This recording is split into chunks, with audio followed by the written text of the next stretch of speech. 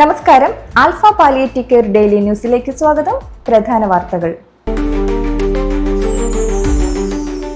Alpha Chavakkad centre executive council യോഗം May 24 ഞായറാഴ്ച സെന്ററിൽ നടന്നു.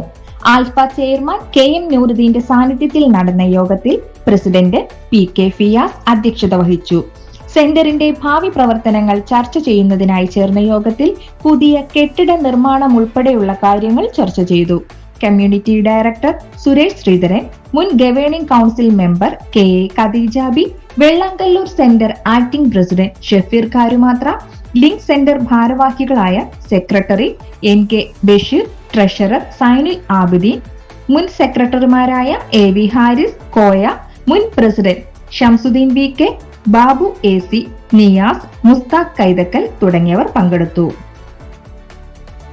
ആലപ്പുഴ കിടങ്ങാംപറമ്പ് റെസിഡൻസ് അസോസിയേഷന്റെ വാർഷികാഘോഷത്തിൽ ജീവകാരുണ്യ പ്രവർത്തനത്തിന് നൈപുണ്യം തെളിയിച്ചതിന് alpha palliative care Alappuzha centre secretary Thomas ജോർജിനെയും മെഡിക്കൽ ഓഫീസർ ആമിന കമാലിനെയും ആദരിച്ചു. കിടങ്ങാംപറമ്പ് LP സ്കൂളിൽ വിവിധ പരിപാടികളോടെ നടന്ന യോഗം ഡോക്ടർ LC വർക്കി ഉദ്ഘാടനം ചെയ്തു.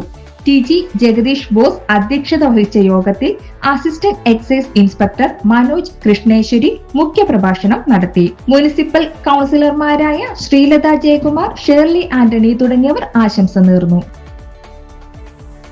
ആൽഫ പേഷ്യൻ കെയർ സ്പോൺസർഷിപ്പ് ക്യാമ്പയിന്റെ സമാപനത്തോടനുബന്ധിച്ച് നടത്തുന്ന നറുക്കെടുപ്പ് മെയ് 30 രാവിലെ 10:30 ആൽഫ എടമുട്ടം തറവാട്ടിൽ നടക്കുമെന്ന് ക്യാമ്പയിൻ കമ്മിറ്റി അറിയിച്ചു.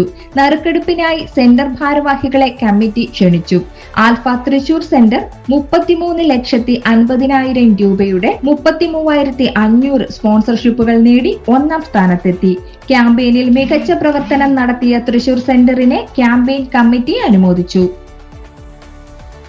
ഇതോടെ ഇന്നത്തെ വാർത്തകൾ അവസാനിക്കുന്നു. ജയ് ഹിന്ദ്.